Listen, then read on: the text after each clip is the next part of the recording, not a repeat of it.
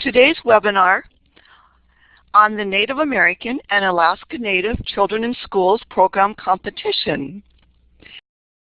This webinar is rescheduled from the webinar yesterday, December 19th, and I must explain that there was an outage with the system we use. I do so apologize for this inconvenience for you, and I appreciate your patience so much and your willingness to participate again. I know this is a busy time of year.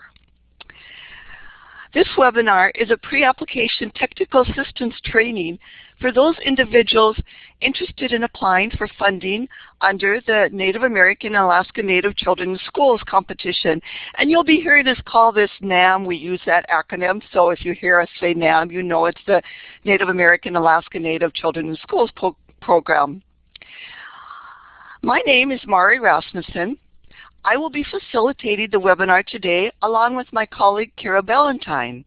We are with the National Clearinghouse for English Language Acquisition with the George Washington University in Washington, D.C.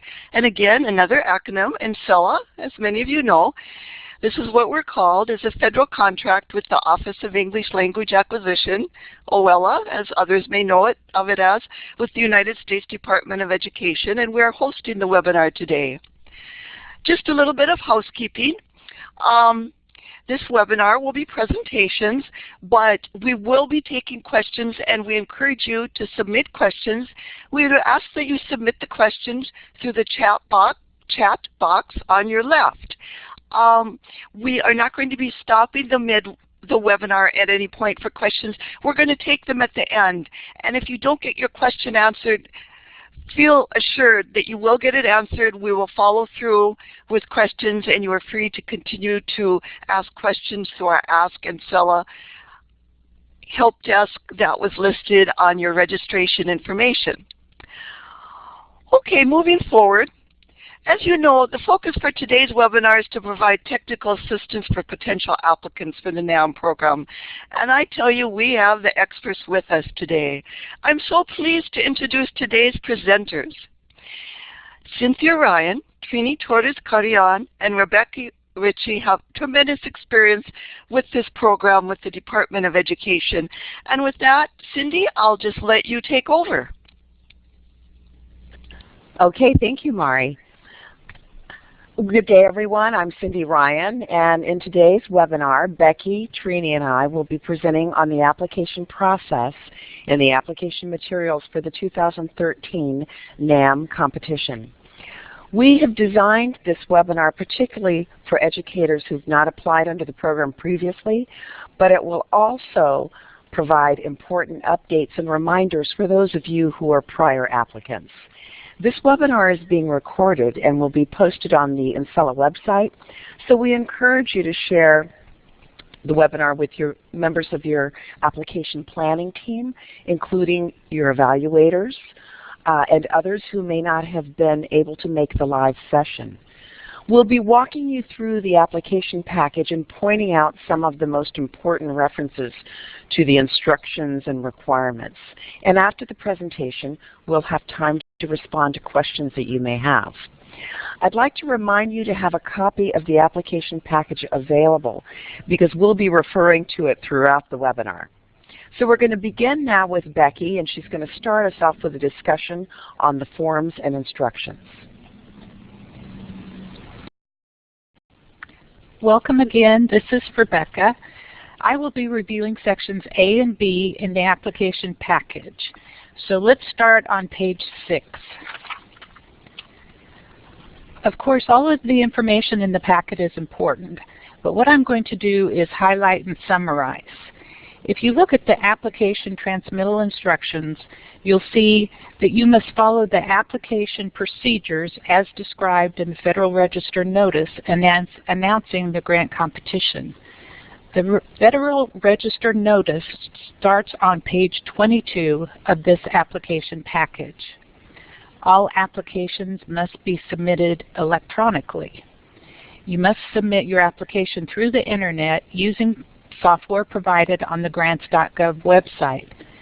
And that must be by 4:30 p.m. Washington, D.C. time on the application deadline date. Now, a few of you may qualify for an exception to the requirement of electronic submission. The information is listed on page 36 of the application package. Always remember that the deadline is Friday, February 1st. It is mandatory. We recommend that you upload your application by Tuesday, January 29th. This way, it will allow you time to correct any problems. Let's turn on over to page 8. This is the grants.gov submission procedures and tips. Please notice that applications submitted to grants.gov must be posted using Adobe Forms. Applicants are required to upload their attachments in PDF format only. Once again, we're going to remind you to register early. Registration in grants.gov can take as long as 5 or more business days. So you may begin working on your application while you're completing the registration process. But you can't submit your application until all of the registration steps are complete. For detailed information on the registration steps, please go to the website listed under number 1 on page 8. I won't repeat that right now. And as a reminder, you will have to update this registration annually if you plan to apply in future years. Once again, we're saying submit your application early. Grants.gov will put a date timestamp on your application and then process it after it's fully uploaded. You'll need to submit it successfully to grants.gov before 4:30 p.m. on the deadline date. To submit it successfully, you must provide the DUNS number on your application that was used when you registered. If you do not enter the same DUNS number on your application as the DUNS you registered with, grants.gov will reject your application. You'll want to verify that your submission is okay. You will have to check to make sure that it was submitted on time and that it was validated successfully. Information on that is under item number 3. If you do have submission problems, what should you do? What you need to do is please contact the grants.gov customer support, and that is listed as a phone number at the bottom of page 8, and there's also a web address. On page 9, basically we're just going to touch on the topics. So please review these items having to do with helpful hints when working with grants.gov. If you are working through a dial-up internet connection, there's information, Mac users, and also very important, attaching files, additional tips. On page 10, we do want to make a note that the Central Contractor Registry, CCR, was replaced by the System for Award Management, or SAM, which was effective on July 30th, 2012. Okay, moving on to page 11. We're going to talk about application forms and instructions. Your application is divided into 4 parts. The 4 parts are organized in the same manner as the submitted application. Excuse me. Part 1 is the SF424 and adds supplement to the SF424. And of course there are instructions with each of these forms. The SF424 is often called the cover sheet. Part 2 is budget information, which is form ED524 and instructions. Part 3 is the application narrative, which includes the project abstract, the project narrative, the budget narrative, and then the other narrative attachment form. And Part 4 you'll see listed under the bullets. Those are the assurances and certifications. The project abstract is a 3-page maximum single-space summary of your project. You do not number these pages, and please refer to page 52 for guidance. Please note that I said 52, not 54. One point I want to make on the project narrative, which you can go ahead and read, and Trini will speak more to that later, but you should note that it is 35 double-spaced pages, and we're very strict on how that is to be formatted. That's all described in the application package.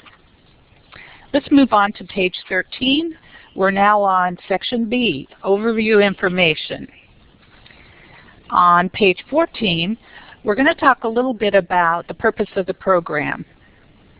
So projects funded under the NOM program, they're designed to ensure that Native American and Alaska Native English learners, ELLs, develop English proficiency and meet the same academic content and academic achievement standards that other children are expected to meet.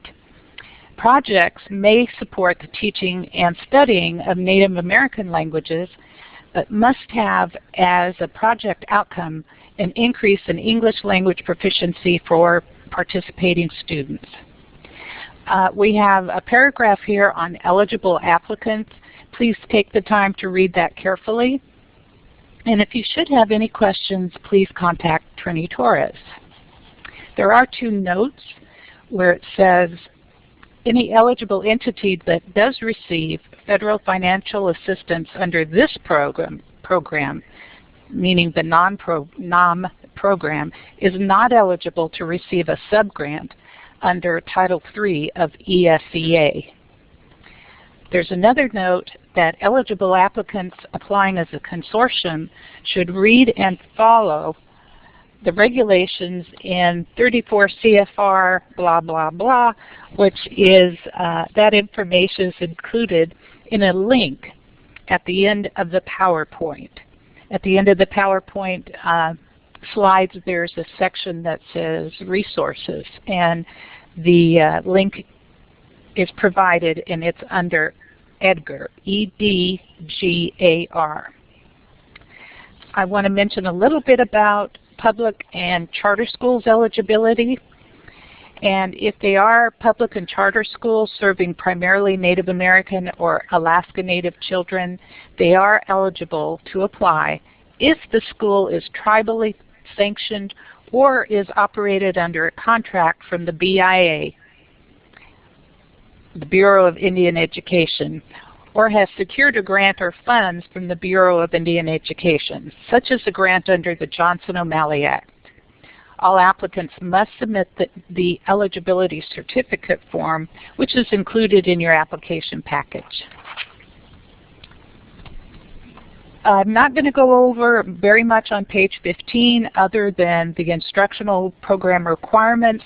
Grantees under the NOM program are required to provide high-quality language instruction education programs that are based on scientifically based research, demonstrating effectiveness in increasing English proficiency and student academic achievement in the core academic subjects.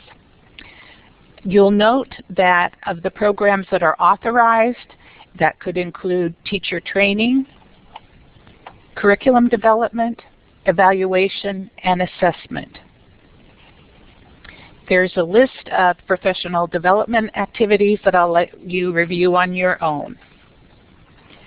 Moving on to page 16, briefly, grantees must implement outreach to parents to inform parents on how they can be involved in the education of their children and be active participants in assisting their children to learn English and to achieve at high levels in core academic subjects.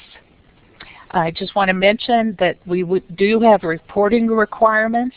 If you are awarded a grant, you will send to the Secretary, which is actually our office, an annual performance report in order to get a continuation award. One thing we want to make sure that we mention is that in selecting grants, the Department of Education might consider past performance, and there is an explanation at the bottom of page 16. Let's move on to page 18. And at this point, I just want to mention that on pages 18 through 20, we have provided applicants with definitions. If you should have any questions about the definitions, you can certainly contact Trini Torres or Sharon Coleman with questions. Now I'm going to turn everything over to Trini Torres, who's going to review section C. Thank you, Becky, and thank you everyone for being with us this afternoon. Now we're going to talk about the notice that we're going to find on pages 23 and 26 of your application package. If you notice, we highlighted the most important thing. Well, everything is important, like Becky mentioned earlier, but we highlighted the most important thing that the readers will be evaluating your application. Under this competition, we invite applicants to address the following competitive preference and invitational priorities. We have competitive preference priorities. 1, which is increasing post-secondary success, and the applicant can be awarded up to 10 points. These projects are designed to address or designed to increase the number of proportion of high-need students, as is defined in the notice, who are academically prepared for and enroll in college or other post-secondary education and training. Priority 2, enabling more database decision. The applicant can be awarded up to 5 points.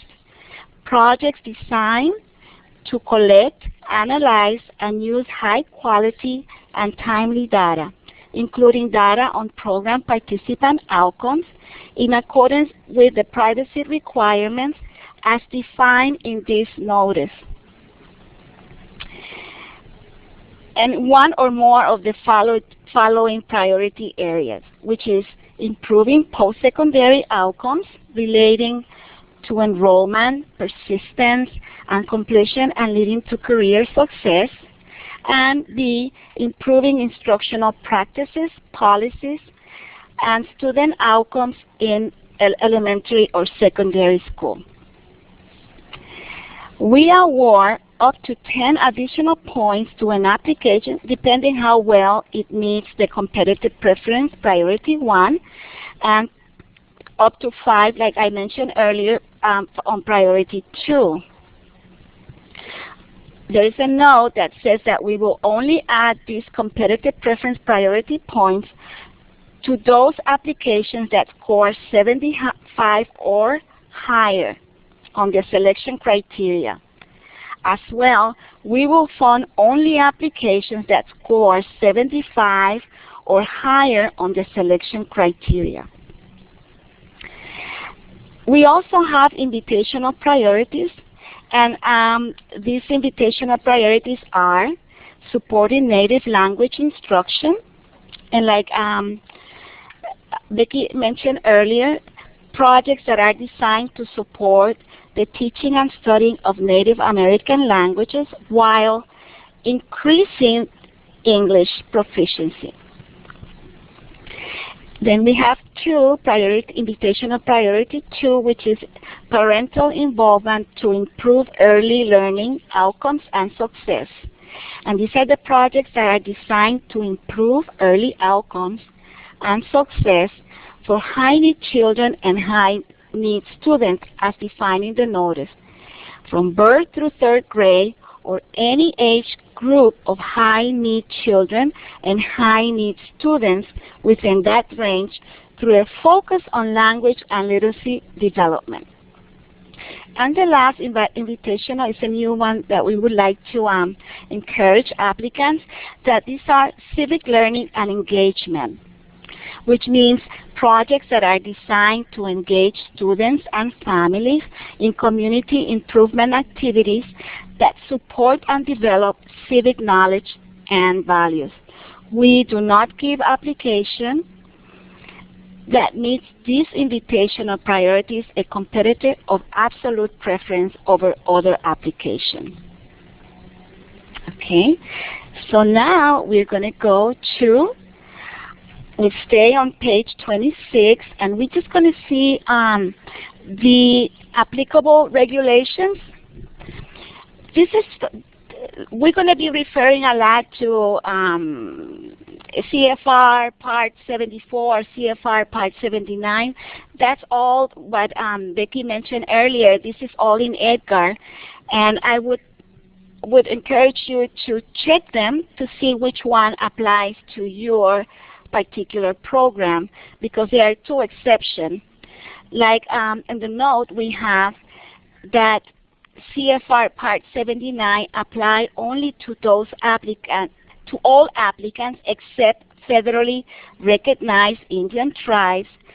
And then we have another note that says that the regulations in 34 CFR Part 86 apply only to institutions of higher education, also known as IHES.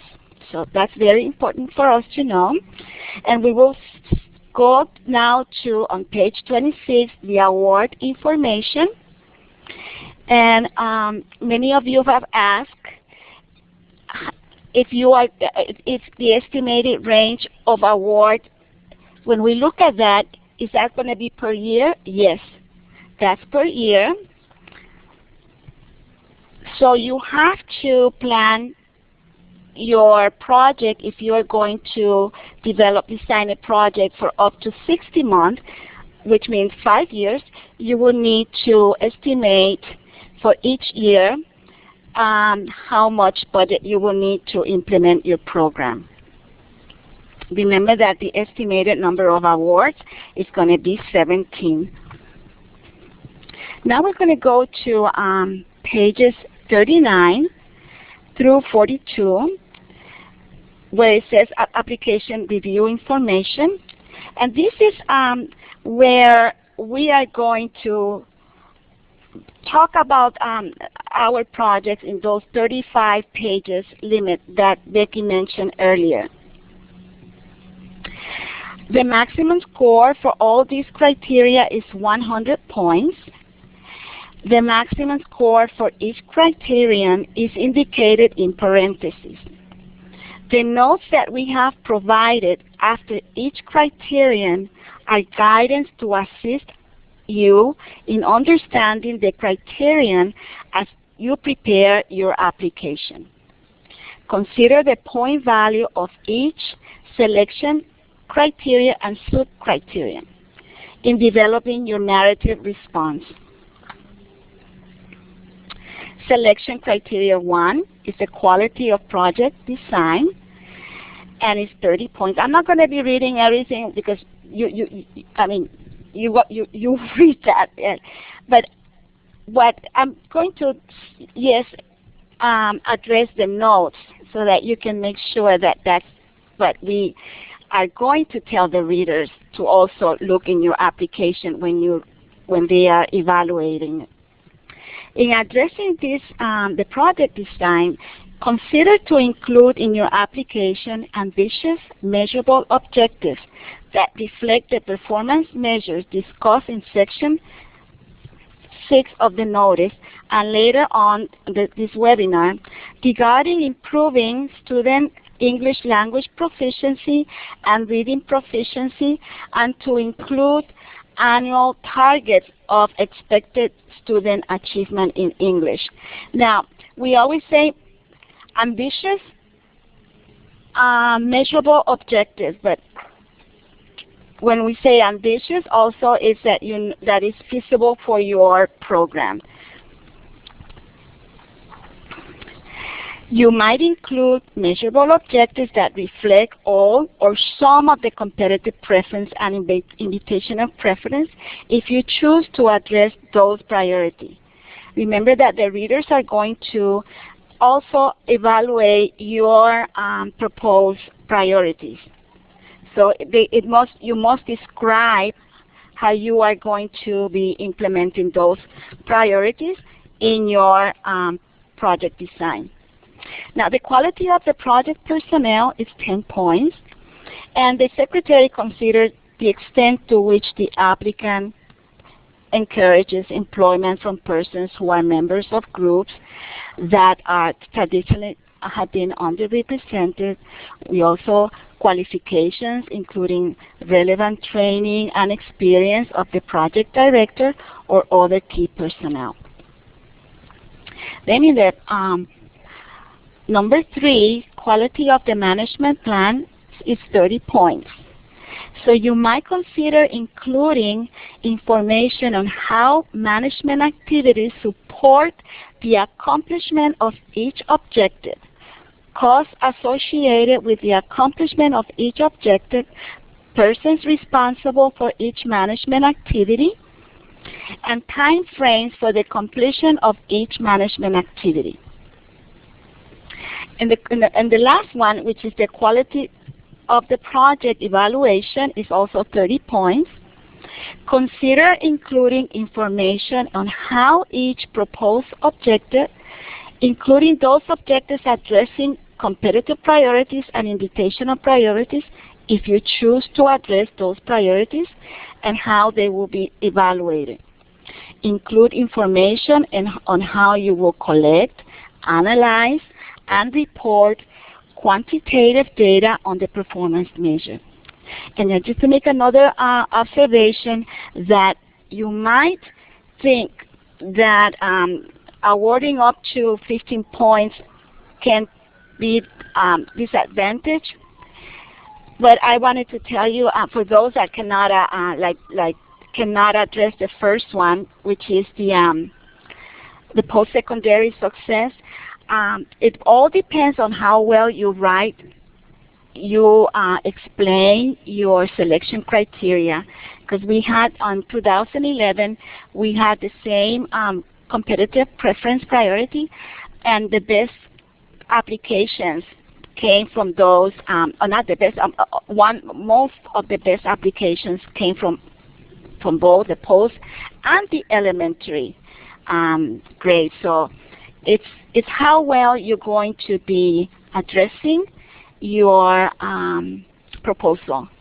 So we encourage you to follow the way that it's written in your application so that you can make it easier for the reader to understand and to have a clear picture of what you're proposing.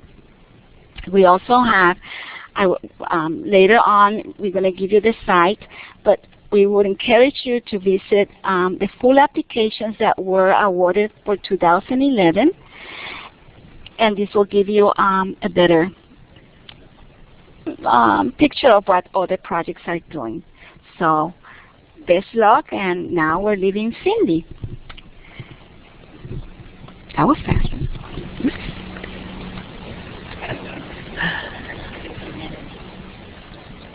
Okay, thank you very much, Trini.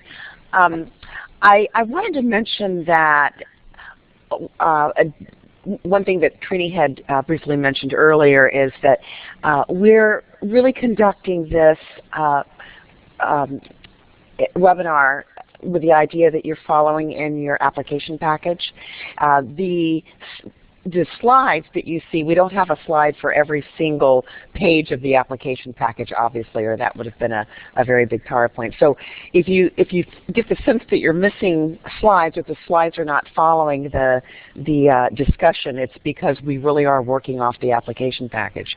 So I'm going to speed things up a little bit and talk about, if you'll go to page 48 in your application package, this is also part of it is viewed on the slide that's currently displayed, is a document called GEPRA Performance Measures under the NAM program for FY 2013. This is a new guidance that we've developed to help you think about how you're going to address your GEPRA measures in your application and how you're going to develop the targets and collect data on them. These GEPRA measures really have a bearing on your program design as well as your evaluation plan.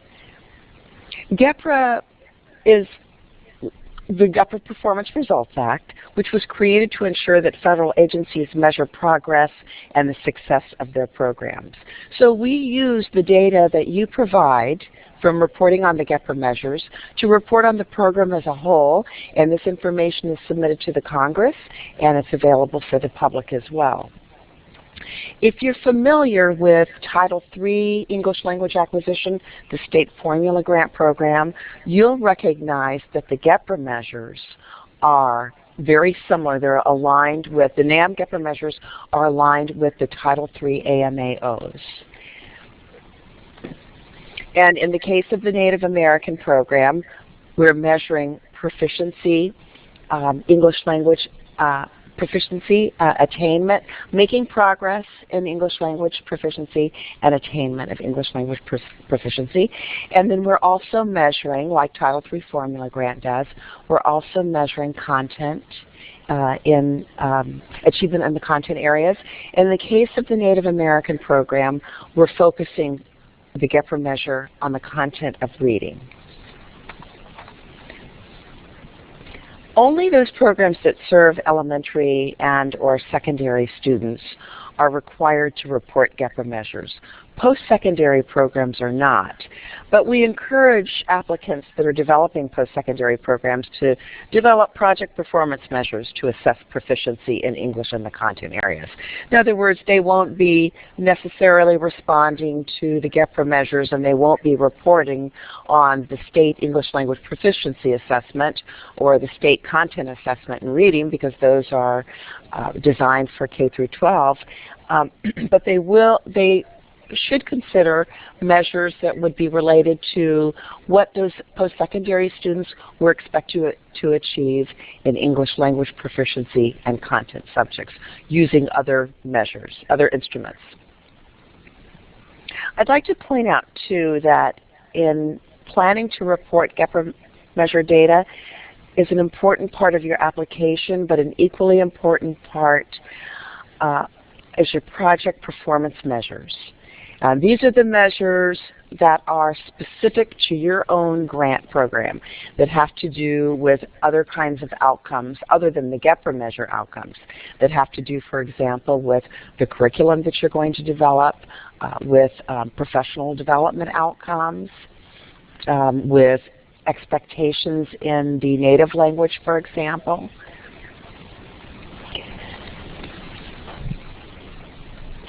One thing you'll want to think about as you're planning your application is how you will develop targets for the GEPRA measures each year.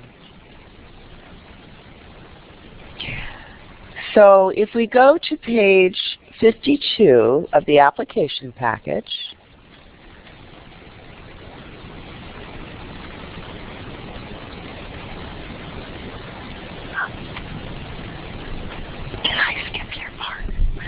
if we go to page 52 of the application package, you'll see a document called Suggested Guidelines for the Project Abstract.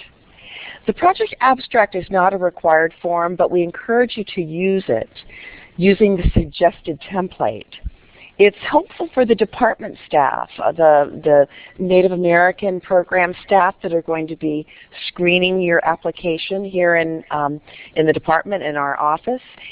They use the abstract to look for information about eligibility and certain information on the type of project that you're funding and the languages and schools. And those help us to collect some baseline data. The form is not provided to the readers, so it's not reviewed and it's not scored by the readers. And the information that would be included in the abstract, if you think there's something that's very important for the readers to know, don't include it just in the abstract. You'll want to include it in your 35 application narrative response. If you look at the bottom of page 52 in your application package, continuing to page 53, you'll see that we're asking you to project targets for the GEPRA measures for the first 4 years of the grant.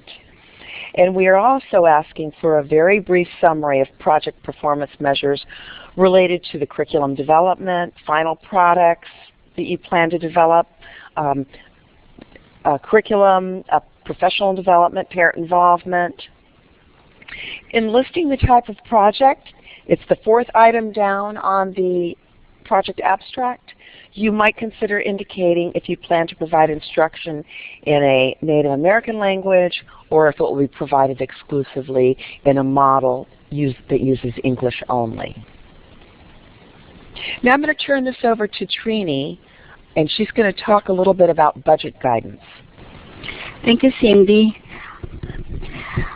If you notice on page 54 and 55, we provided you with suggested guidelines for you to when you itemize your budget per year.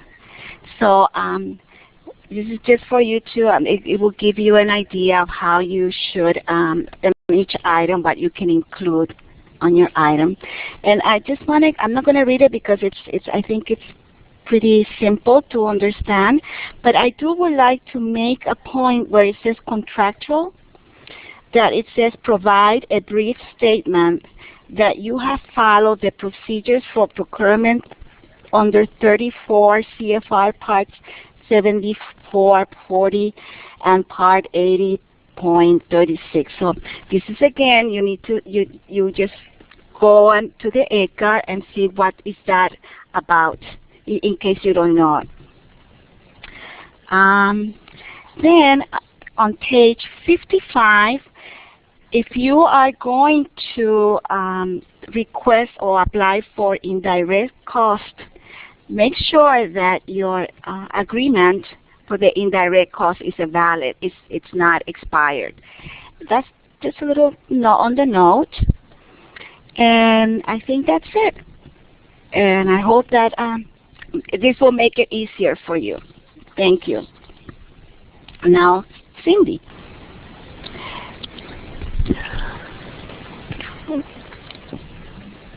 Actually, it's Becky. Hello again. This is Becky. Right now, we're to the portion in the application package where we have the forms and instructions. So just, we're going to let you look through those on your own.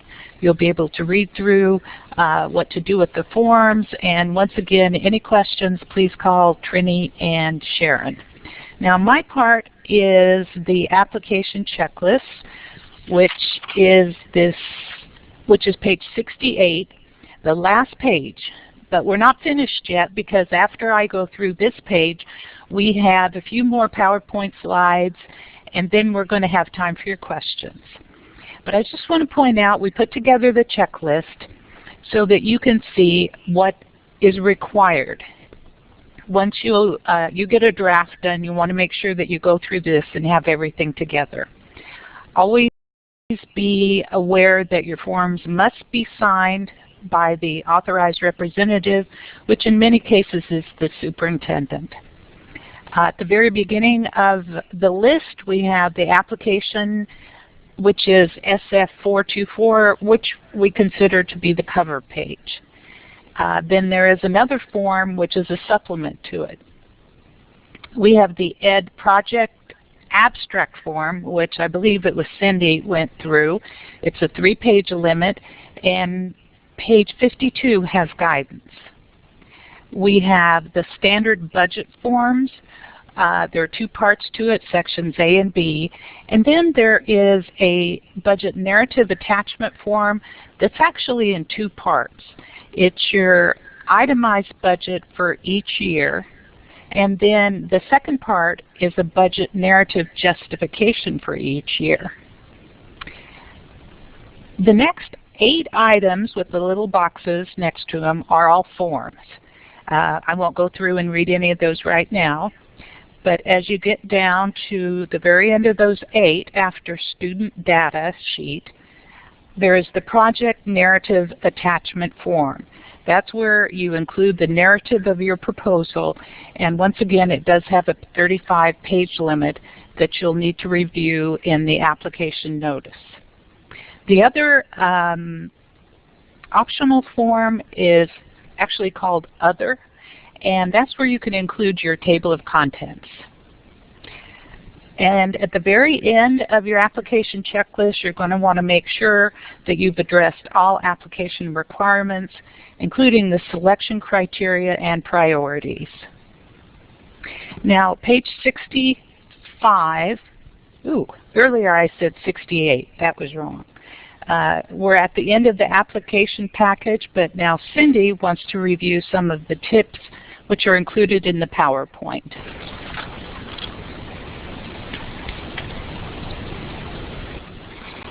Okay, thank you very much, Becky. I'm going to go over these fast for two reasons. I want to make sure we have time for all of your questions and to address them in detail. And also because much of this information has already been covered in either Becky's or Trini's presentation. These slides that are included here are not in the application package, but we wanted to include them just as some important reminders. Again, we've talked about the GEPRA. Make sure you follow the selection criteria and the sub-criteria, and make sure that you address your narrative exactly in the order that they appear in the application package.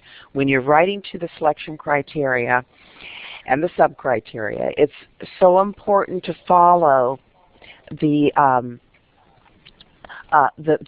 progress in the line of how they're written in the package, how they flow, because it helps the reader find important information about your project. So it really helps in the scoring. They don't have to go hunt down information that should be in one criterion and find it in another. We talked about GEPRA, and again, we can't emphasize enough that the annual performance objectives are just as important. Your project performance objectives that are unique to your project are important, and they should be measurable, supported by activities, and designed to produce data that is qualitative and quantitative in nature. You'll want to describe, of course, any training and community involvement activities that you're proposing.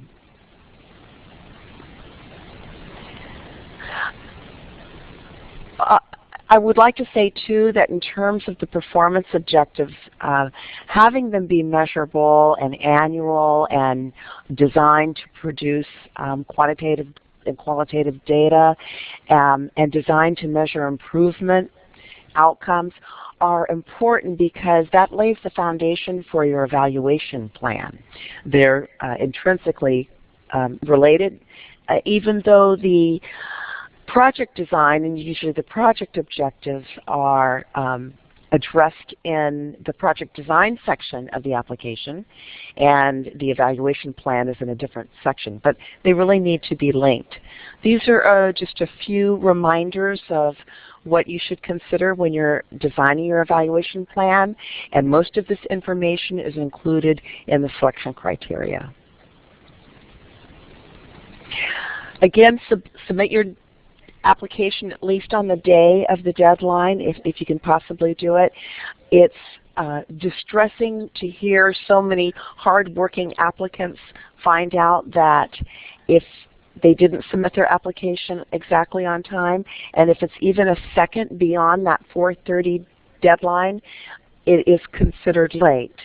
So most of the time grants.gov works pretty well.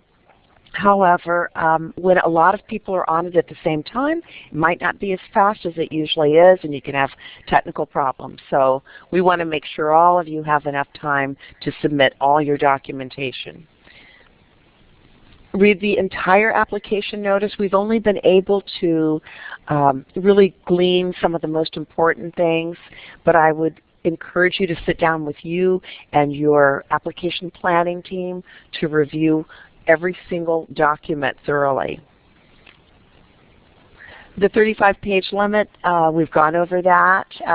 Just remind you that that also includes charts, so you might want to make sure that the charts are all double-spaced, like all the narrative, and that you include them as part of the narrative if the information is important for the readers to review.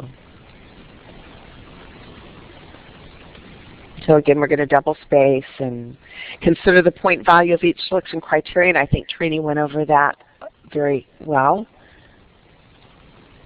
And I think she also went over the budget reminders that we see here. So I'd just like to bring your attention to the very last paragraph there. Have an objective third-party review your application. Especially if you haven't developed an application before, it's really a good idea to have someone who's not involved in planning the program with you, an objective person that can review it and possibly even score it and give you some feedback about how you might want to improve it. Some applicants also even have an editor review it, because editors can be pretty good at wordsmithing and reducing unnecessary words and then giving you the maximum return for your 35-page limit. Okay, so for resources, there are two. The bottom one Becky had mentioned earlier, that's EDGAR, the department's regulations, and that's where you find regulations on policies, including grant requirements, including application procedures. The first is the NCELA website, the NAM page for the NCELA website. And again, Trini had mentioned that there are examples of currently funded grants that will give you an idea, especially if you haven't written an application before or been a grantee. Give you an idea of kind of the scope. I would encourage you, though, to always consider your own district's needs and your own school needs and your own community's needs when you're developing your unique application. We've displayed these primarily to give you an idea of the focus and the length and how different applicants addressed each of the selection criteria.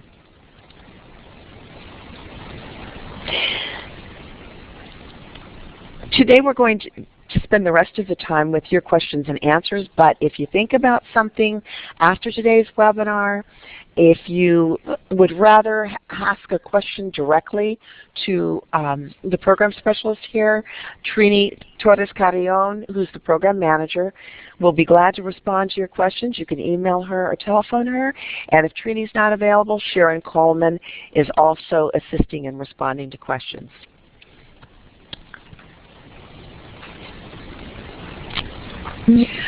Well, great information. Cindy, Becky, Trini, you guys do such a good job. A very complicated process, simple, but yet complicated too when you break it down and make it understandable.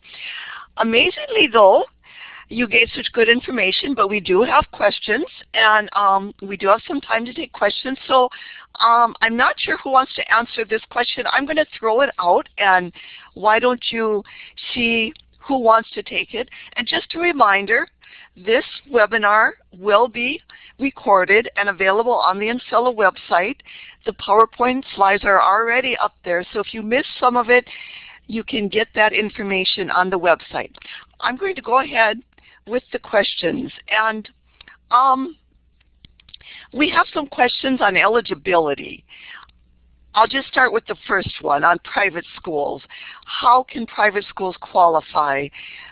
This is an undersourced private school educating Native American students. Who wants to take that question?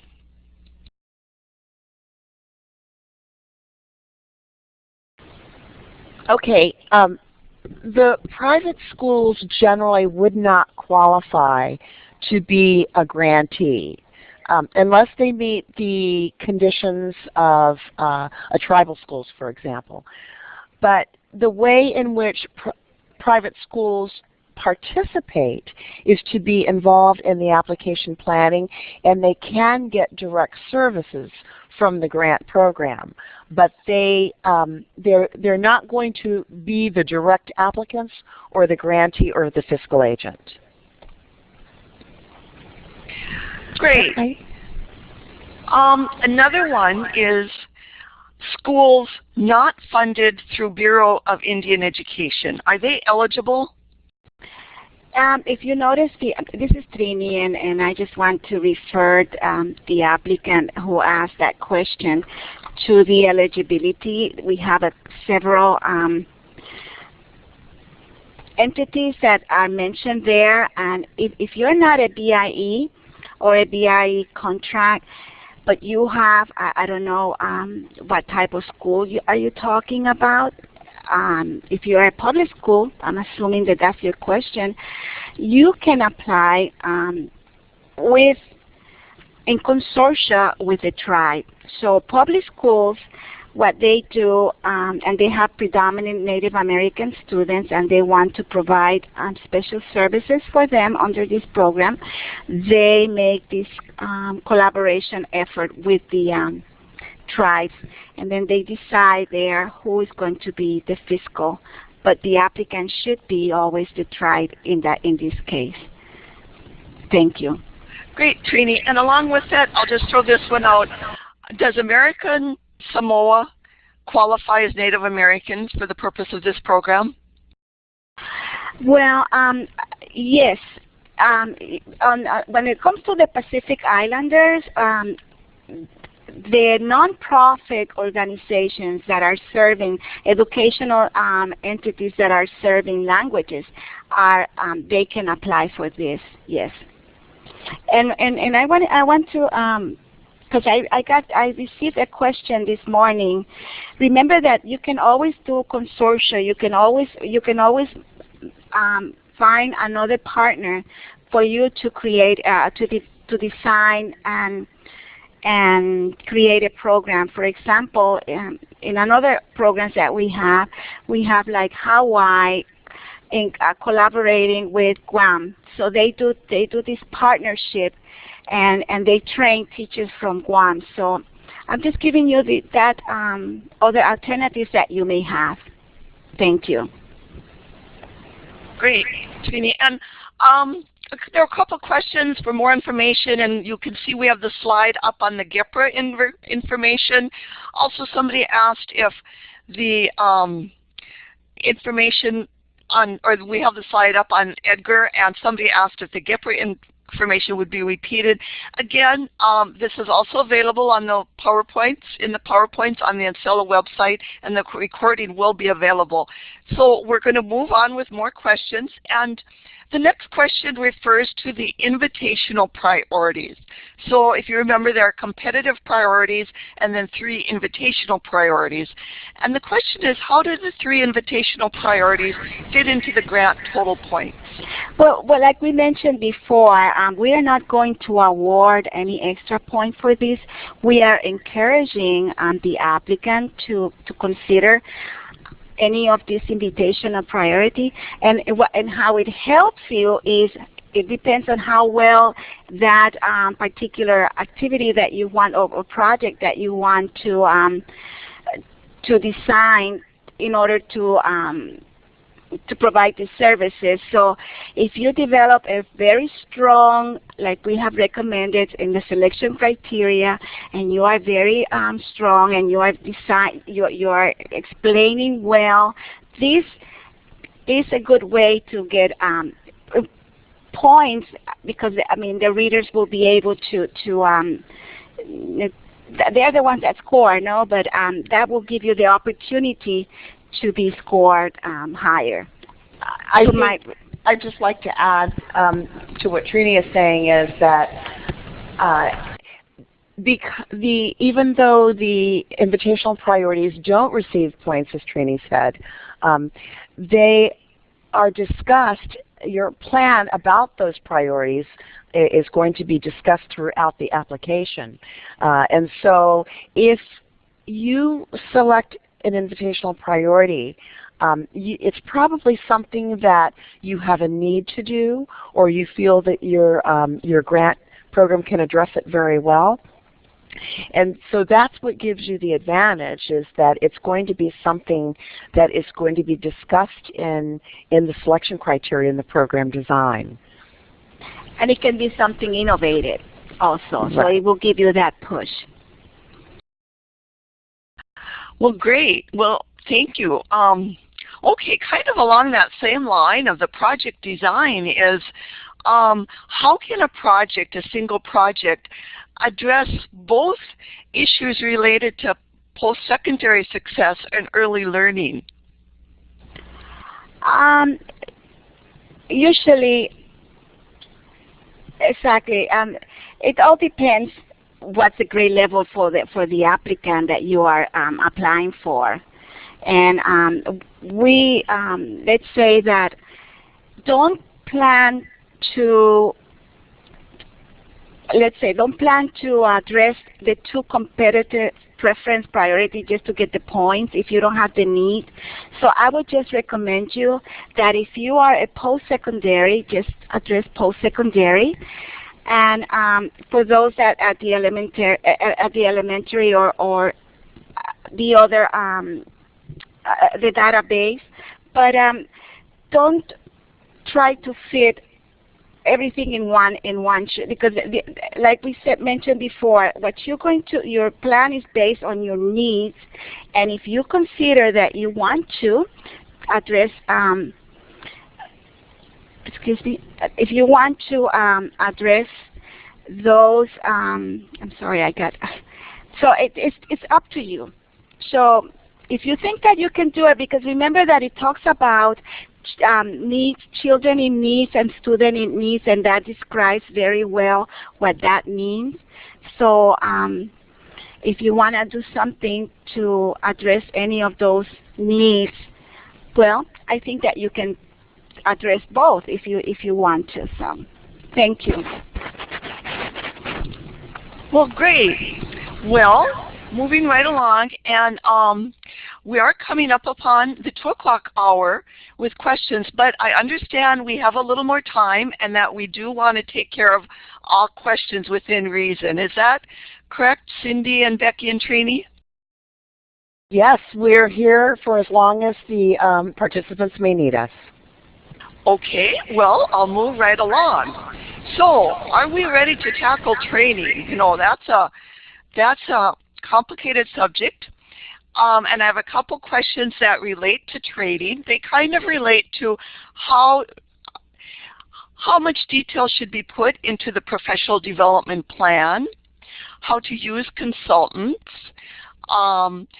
can a trainer, a professional development person who serves as a consultant, also be an outside evaluator, and what sort of funding budget should be allocated for professional development / training? Who wants to take that one on?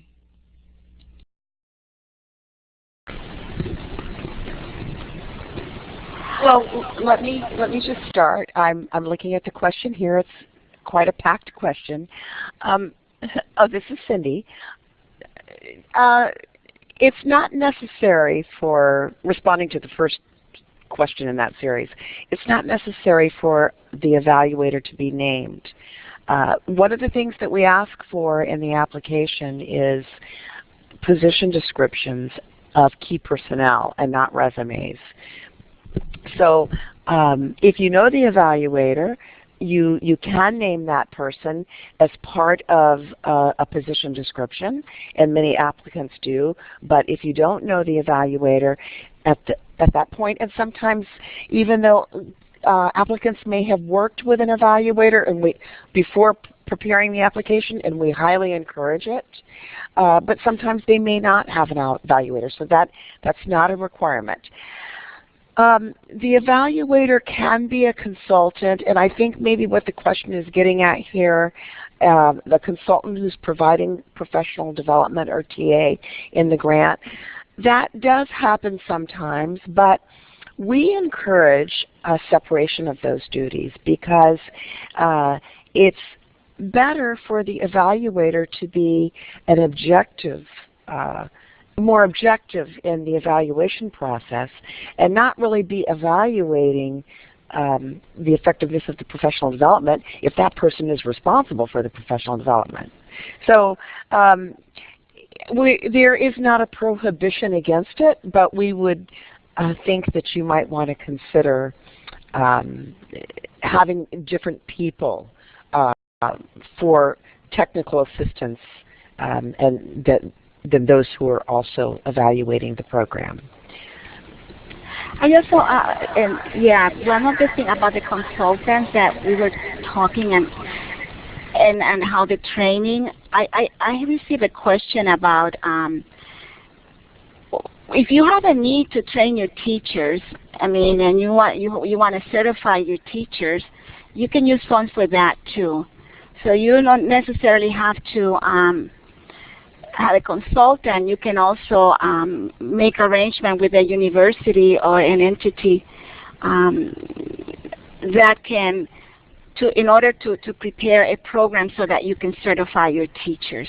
That's something that you can consider. And also, you can consider a consultant or training one of your teachers so that they can provide services to the parents, like to be a liaison within your grant. So those are things that it will help you, I think, and I believe, because we have seen that in all our programs, that once you have somebody on board that you're training, you want to keep that person, and that will be your capacity building. So order that you can bring. So consultants are good. But I think that if you have a good training with a university or college, it will be something that would last. Thank you. Marie, you have another question? Oh, yeah, sure. Okay, great. Thank you for those questions. And moving along, let's look at post-secondary issues. So an applicant that wants to apply for a grant with a post-secondary focus, let's look at some of the issues surrounding that. Does the tribe need to be the fiscal agent is one question, and along with that, could a post-secondary institution be the applicant?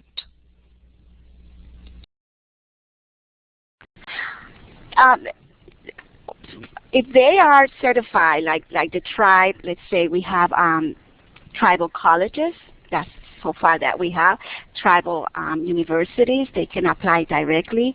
But if you have another university or college that would like to provide services, they will need to partner with the tribe. So, and like we mentioned before, they can apply, but they have to be, it has to be in consortia, and it has to be an agreement whether the tribe would like to be the fiscal, or it will let the post-secondary person be the fiscal. But that's something that it only be through the tribe. Yes. Did we answer that question? Okay, yeah, that sounds great. Okay, these next two questions have to do with similar along the lines of eligibility and the issue of entities that are also receiving other federal funding under the Elementary and Secondary Education Act. Okay. So could you clarify the issues related to Title III, the Formula Grant Program, and the Title III Discretionary Native American Grant funding? I can answer that. Okay. What Trini, I think, had referred to in the law, or maybe it was Becky, is in the statute, and you'll see the statute in your application package as well, there is a requirement that grantees that have Native American programs cannot also have Title III formula grant programs. However, it's a little bit more complicated than that, so I'm glad you raised the question. What it is that if RUP students are counted in both the Native American Title III formula grant program, if the same students are counted in both the formula as well as in the discretionary NAM grant, then there's a problem. That can't be done. But you can imagine that some schools may have both Native American students that could be included in the Title III NAM program, and say Spanish-speaking students that could be included in the Title III formula grant program. So in fact, it is possible that a school could have both the Title III funds and Title III formula and Title III discretionary or NAM funds if they are not including in the count those students in both grants. And the reason obviously for that is they can't be getting money twice for the same children. Great. Yes, kind of a sticky issue, but a good clarification, Cindy. Would you like to address Title VII of the Elementary Education Act? The question is Title VII, and I assume it's Title VII of Indian Education of the Elementary and Secondary Education Act. Is there any exclusion issues with that program? No, they have, this is Trini, that we are totally separate. So we don't have, in fact, we don't have any exclusion or mention in the law. Okay, great. Thank you.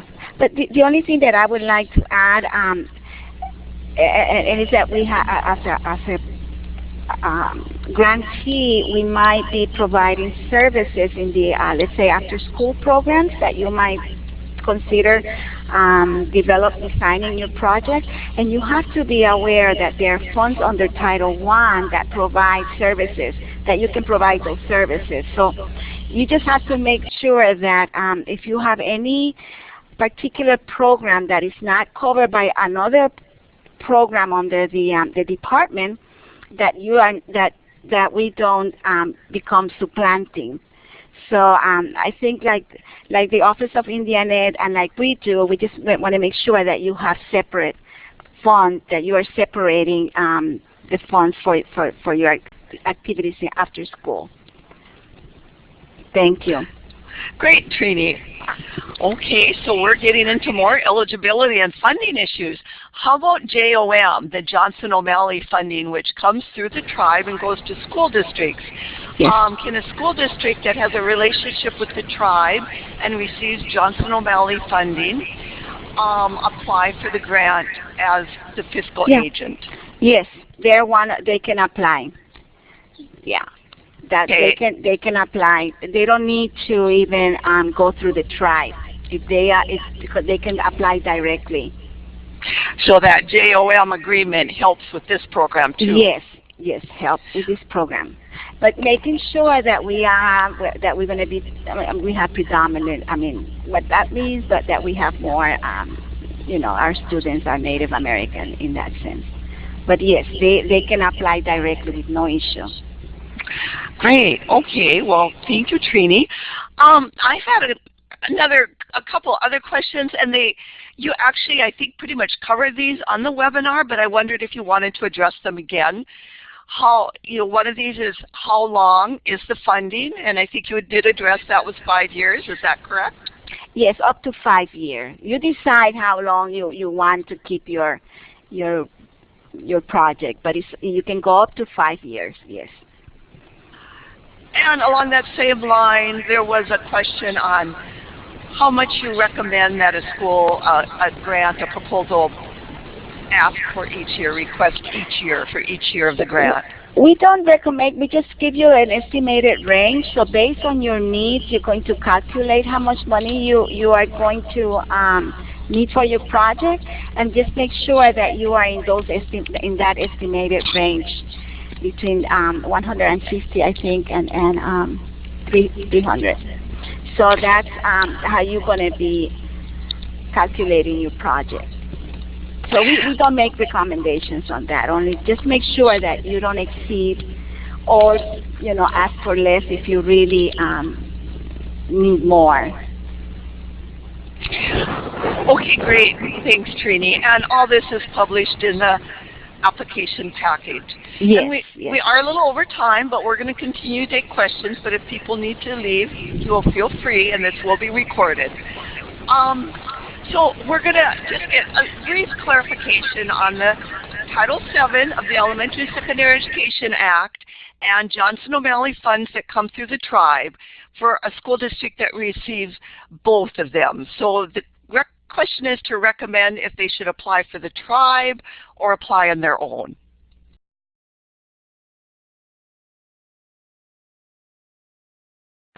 Well, you mentioned school district, and I was wondering, well, I think that it should be, yes, if it's a school or a school district and they receive Johnson O'Malley, yes, they can apply on their own.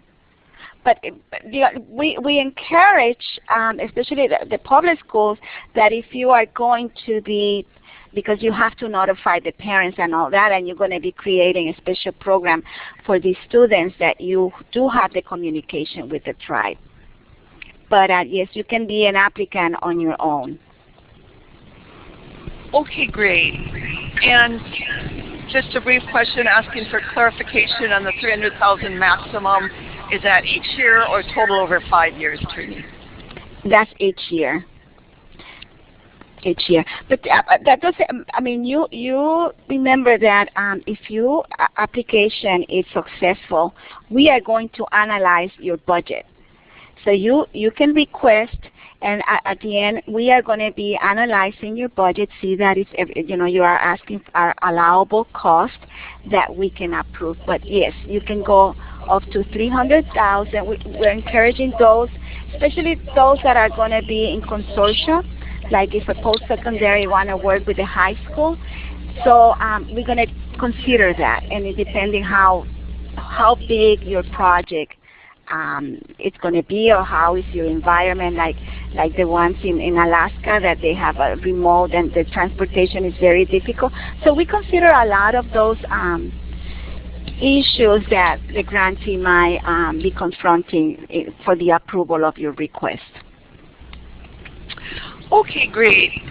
And this whole issue of eligibility can sometimes be complicated. Did you want to visit a little bit more on the issues of post-secondary education, whether they should apply or tribes, or would you prefer that people work with you individually? What do you think, Trini and Cindy and Becky? Mari, could you repeat that question? There's a request for more clarification on the issue related to post-secondary entities that would like to apply, whether they are eligible or the tribe is eligible. Is this something you'd like to visit more about on the webinar, or is this an issue to work with individual applicants? You know, I think Trini has been dealing with this issue with individuals since the notice came out, and I think that it would be probably make much more sense for an applicant who's interested and has an eligibility question to directly talk with her about it. Okay, great. So just and on that note, a reminder. Marie, I'm sorry. Because one of the things that if we don't have the right answer, or if we don't have it, we always consult with our attorney, and based on that, we always try to give you the best answer. So yes, I would prefer for an applicant that has a concern on that to write it down, to email it to me, and we will find the right way to respond to you. Thank you. So great. And just a reminder that these folks are available. Sharon Cole, as they mentioned, and Insilla is there too. We don't directly provide technical assistance, but we can refer you to information in the application to just save the time on the Department of Ed folks, since they're very busy. With that, we're going to take one more question, and we may be winding it up. And this question is, can a single tribe enter into a multiple consortia for the application package? Sure. It depends what they want to do, but yes. It can be. They can go to a multiple consortia for this application. So one of the things that we observe is that we're not serving the same students. So just in case, as long as we guarantee, you're telling us that you're not going to be serving the same students. Yes, you can apply multiple consortia. Okay, great. Oh, thank you so much, Cindy, Trini, and Becky. And again, another reminder, they are available. Send your questions directly to them, and the email addresses were posted on the PowerPoint, which is available on the Ancela website. Also, you can ask questions through Ask Ancela, and you have that address on your registration confirmation information and on the Ancela website. So, I would like to conclude this webinar for today, December 20th. Thank you for participating in today's webinar on pre-application technical assistance for potential applicants for the fiscal year 2013 Title III Native American and Alaska Native Children in Schools program competition.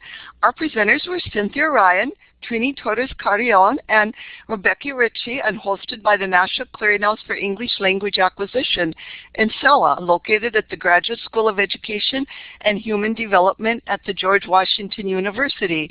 So for more information, you have Trini's email address again, and you also have the Ask Ancela email address, so you can also direct questions that way. Just to remind you that the webinar will be archived. The PowerPoints are also available. And another area of opportunity is in our evaluation, which will be coming out by email. So don't forget, when this evaluation comes, click on it and answer the questions, provide your comments. This will help you in your interests, also help us to develop better webinars to serve you. Again, thank you very much, and happy holidays. Thank you all. Happy holiday and best wishes.